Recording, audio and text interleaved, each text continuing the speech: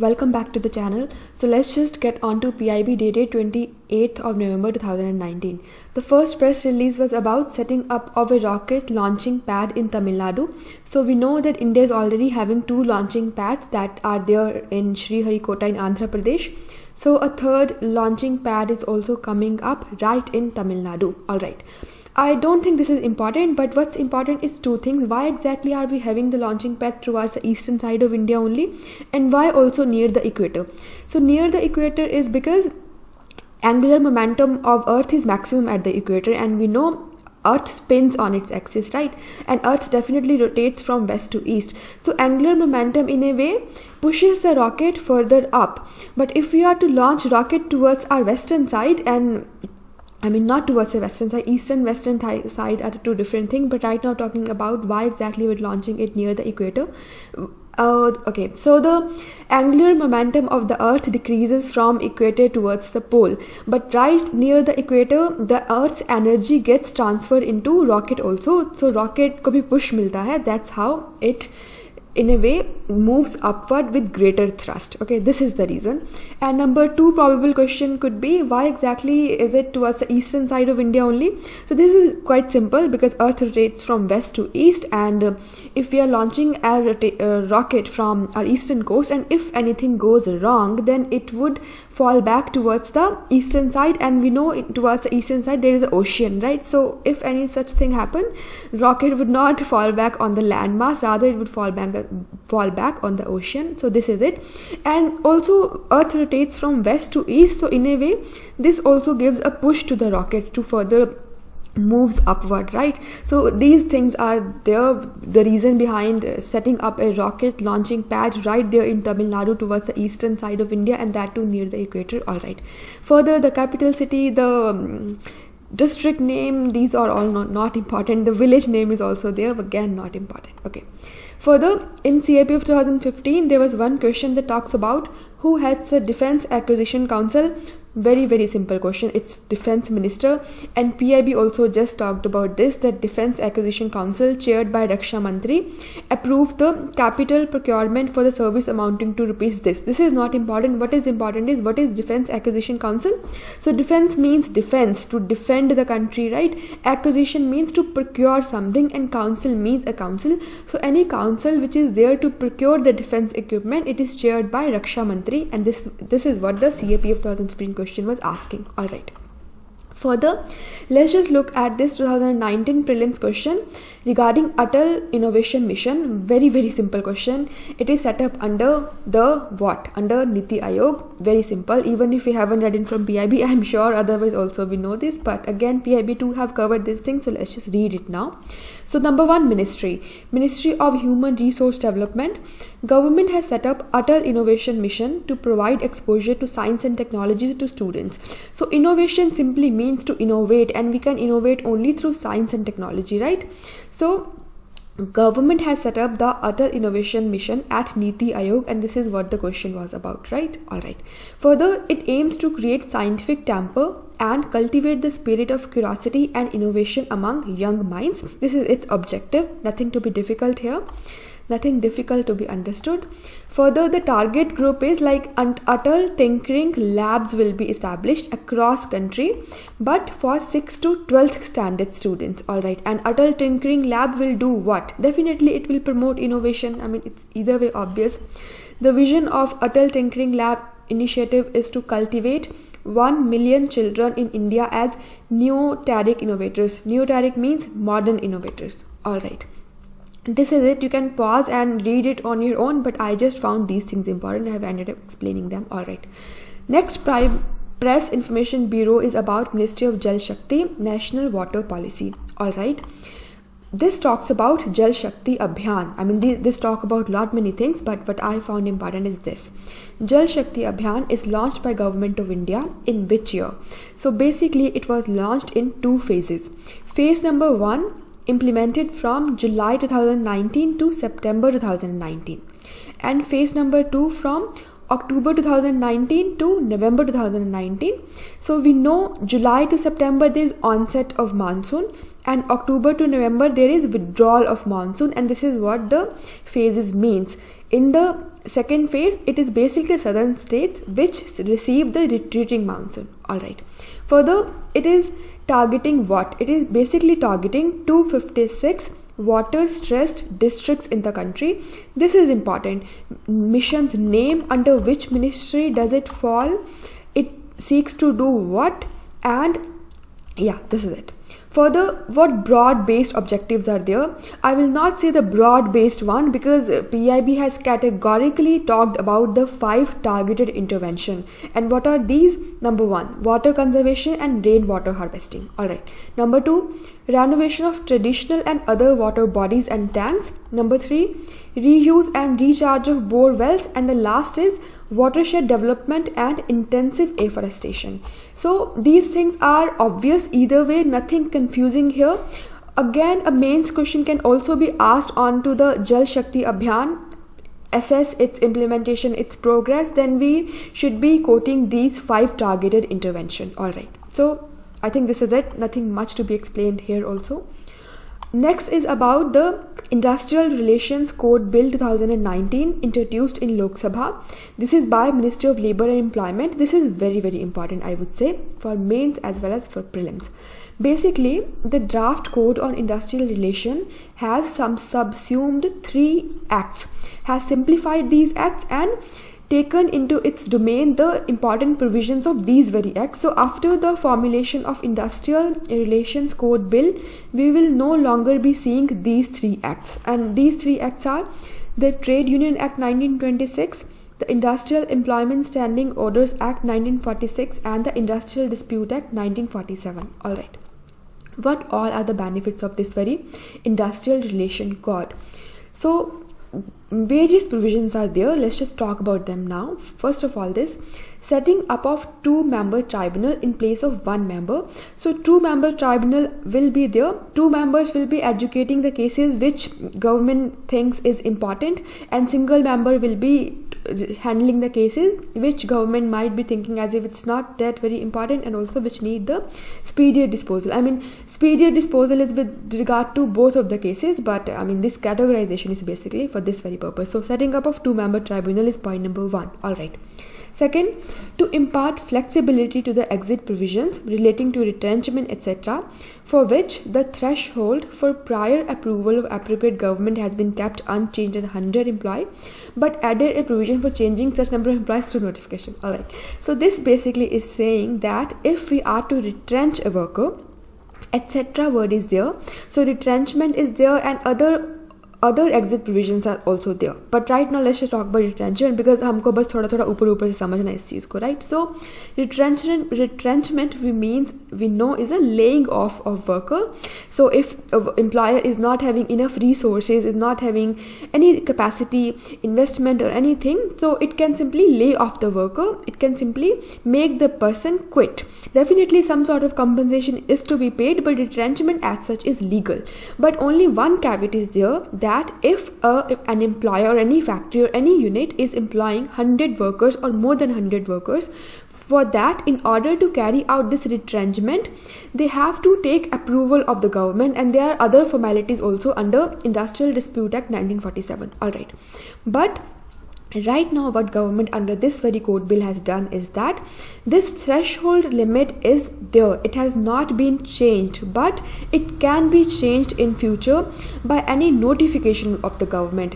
इतना बड़ा कुछ एक्ट लगाने की ज़रूरत नहीं पड़ेगी. 100 workers are there, उसको change करना है, like we are to change it from 100 to 150 to 50 or anything, we simply be needing to put in a notification and that's it. So this is what it means. Threshold limit has not been changed, but it could be changed in the future through any notification, and this is what flexibility here means. Alright.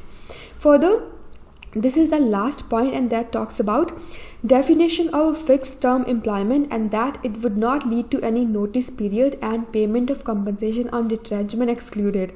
I just don't know what this is, but so I tried seeking help of a friend, and as per the message I've got, what I have understood from this is, and I think this is the right explanation, it is definitely the right explanation if only I ended up explaining well. So what this means is that if there is a fixed term employment, I mean, we know what fixed term employment is, right? Matlab, there is a fixed term, you're gonna be working for like 6 months or 1 year, and that's it. You are going to do your job and then you're going to leaving. There is no such any indefinite period of employment. Okay, so definition of fixed term employment, if it is there, then in order to retrench the people, there will not be any notice that the government would be needing to put up or the employer would be needing to put up. No notice period is needed. Also, there is no need to pay the compensation on the retrenchment of such fixed term employees, right? This is what it means. I mean, of course, this again is gonna bring more flexibility, because we really don't need to give any notice, and also we really don't need to provide any compensation. Okay, this is the last, I mean, this is, of course, is not last, but we have a lot of press releases for 28th of November, but let's just talk about this very thing now. Ministry's name, Ministry of Micro, Small and Medium Enterprises. All right, about what? About growth of medium and small entrepreneurs. So PIB talked about some tiny schemes. I mean, these are not tiny one, of course, but I'm not going to the details of each and every scheme, but let's just talk about the names only, and all we have to understand from this very PIB is the name and the fact that all these are under Ministry of Micro, Small and Medium Enterprises. All right, so PMEGP is there, Prime Minister's Employment Generation Program. Number 2, Safurti, Scheme of Fund for Regeneration of Traditional Industries. Aspire, a scheme for promoting innovation, rural industry and entrepreneurship. Next is Interest Subvention Scheme for Incremental Credit to MSMEs. Next is Credit Guarantee Scheme for Micro Small Enterprises. Next is Micro and Small Enterprises Cluster Development Program, and the last one is Credit Linked Subsidy, Capital Subsidy and Technology Upgradation Scheme. All right, so names, I would say, can be asked, and we have to understand that these are all under Ministry of Micro, Small and Medium Enterprises. Again, nothing to be understood here, just to memorize. All right, now this is about promotion of Khadi. Ministries is important. Whenever we're talking about Khadi, we just have to talk about Khadi and Village Industries Commission as well. And most important thing here becomes is that KVIC is under Ministry of Micro, Small and Medium Enterprises. As far as I can remember, we did have one question wherein we were asked to check if this statement is correct or wrong, and the statement was KVIC is under Ministry of Micro, Small and Medium Enterprises. So again, this statement is indeed correct, right?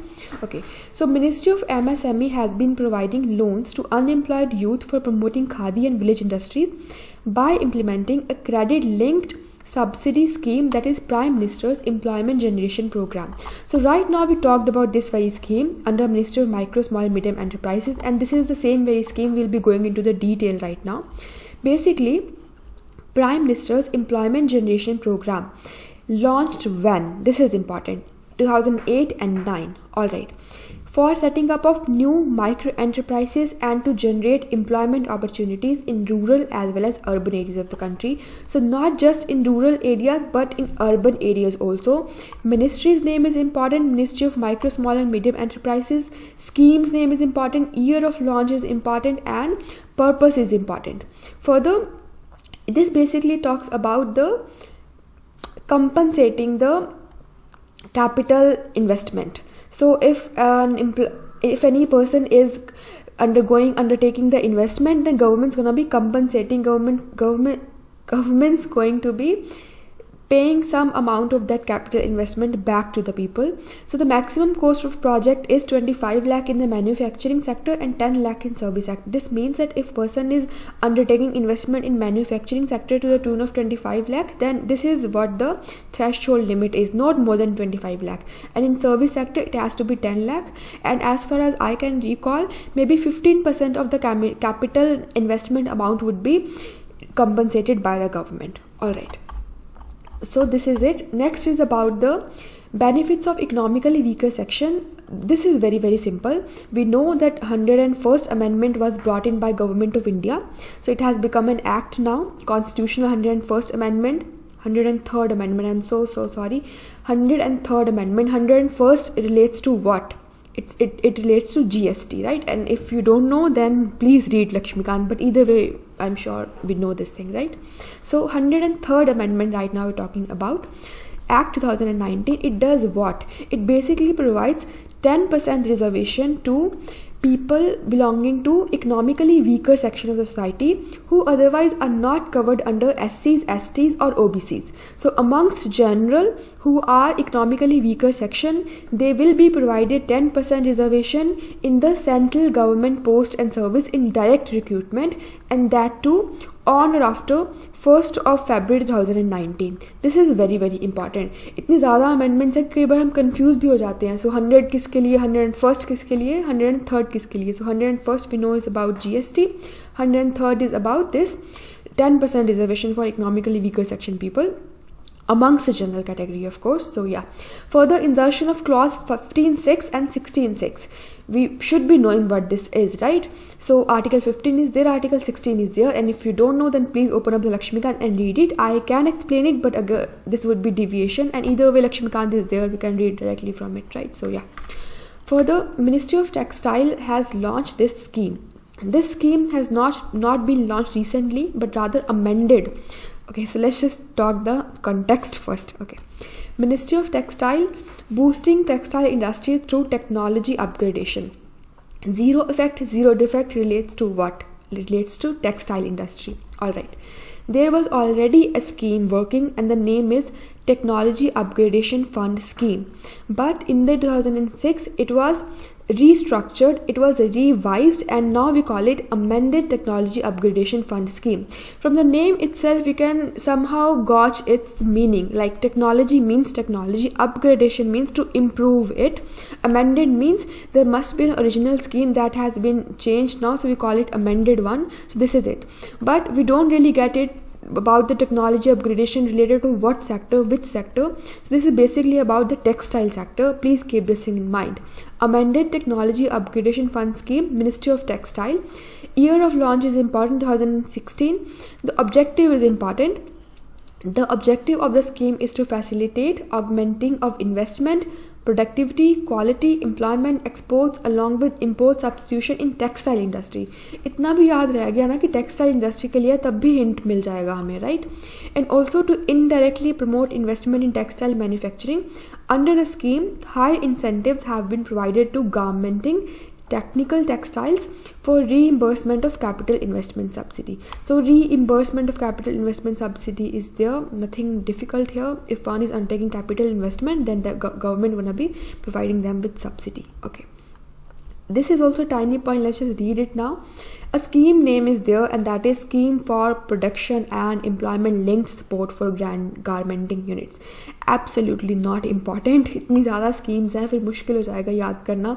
So this is under A2UFC. अभी एक बार पढ़ लिया है, अगर किस्मत ख़राब हुई question आ गया तो कुछ तो याद रहेगा ही, right? We just have gone through it once, but again, not very important, and either way, a lot of things we have to study already. 10% additional incentives will be provided to both the garmenting and made-up units registered under A2UFC on achievement of employment project by them. It was there in the PIB, so I have ended explaining. I personally don't think it's important. Okay. Now this is about Ashram schools in tribal sub-plan. So by which ministry? Very very obvious, Ministry of Tribal Affairs. ज़्यादातर schemes ministry of tribal affairs के under ही आएंगी, जिधर नहीं आएंगी बस उधर ही note down करना है, right? The deviation have to be noted down, but in this case it's either way obvious. Alright, this is about what? So basically, Ministry of Tribal Affairs provides financial support to the state government for construction of ashram schools under Special Central Assistance to Tribal Sub-Plan. So basically, Tribal Affairs Ministry is providing financial support to the state government, and entire responsibility of running these schools is onto the part of state government only. It's just that financial aid is there that is provided by Ministry of Tribal Affairs, right? So, alright. Now this is important. Ministry of Women and Child Development, cases of child marriage. Let's just read it now first. As per the Prohibition of Child Marriage Act 2006, any marriage where either of the contracting party is a child at the time of marriage is voidable at the option of contracting parties if they approach the court within 2 years of attaining their majority. Very important and very interesting also. It's like on the face value, we will be like, if a marriage has been entered at the time when the people were minor, then definitely it's void, it doesn't carry any meaning, it doesn't get effectuated, right? But this is not the reality. The act's name is Prohibition of Child Marriage Act, but if such marriage actually takes place, then would it really become ineffective? No, it will not become ineffective, it will not become void. Rather, it is up to the people who have gotten married. If they want to end it, they can just go to court when they approach the majority, and that too within 2 years. When they approach the majority, when they attain the majority, when they become 18 plus, that too within 2 years, they can go to court and then they can ask for their marriage being declared void. But if they choose not to go to court, then by default their marriage will not be void. So as such, marriage will be treated as if it actually happened and it actually got affected. Okay, so nothing gets ineffective, nothing gets void as per the Prohibition of Child Marriage Act 2006. I think I explained myself well. If I didn't, please let me know in the comment section. I'll try explaining it more.